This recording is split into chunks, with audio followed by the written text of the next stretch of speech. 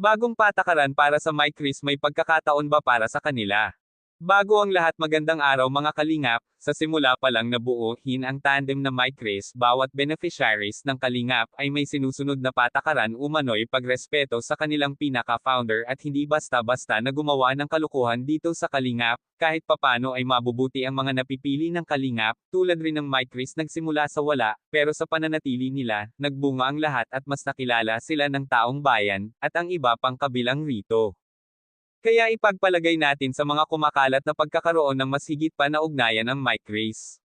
May malalim ba talagang ugnayan na masasabing tunay ang ipinapakita nila sa vlog? At kung tunay ba talaga ang kanilang intensyon dito? Hindi sapat ang naging paliwanag nila rito, naging tikom ang Mike Chris sa mga naging akusasyon. Masasabing isa sa mga serye ng Mike Chris ang talagang nakapagbigay aliw sa atin at sa iba pa. Kaya sa tulong rin nila mismo matutulungan rin nila ang kanilang mga mahal sa buhay. Kahit papano ay hindi nila nakakalimutan na tulungan ang taong nagluwal at nag-alaga simula pa noon.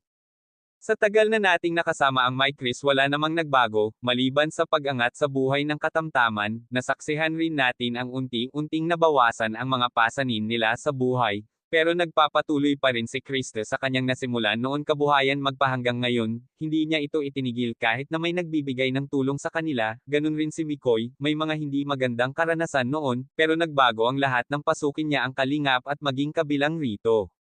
Sa ugnayan nga ng Mike Chris, maraming nakakahalata sa magka-tandem na ito na mas higit pa ang ipinapakita nila sa mga tao, kaya itong pag-uusap nila ng kalingap ay pinaaalalahanan lamang sila kung ano ang mas pagtuunan nila ng pansin para hindi isipin ng ibang tao na ganito o ganyan sila sa harap ng kamera, at maiiwasan na rin ang magkaroon ng issue sa pagitan ng Mike Chris. Maraming salamat, pakisuportahan po ang aking channel at sa bumubuo ng kalingap.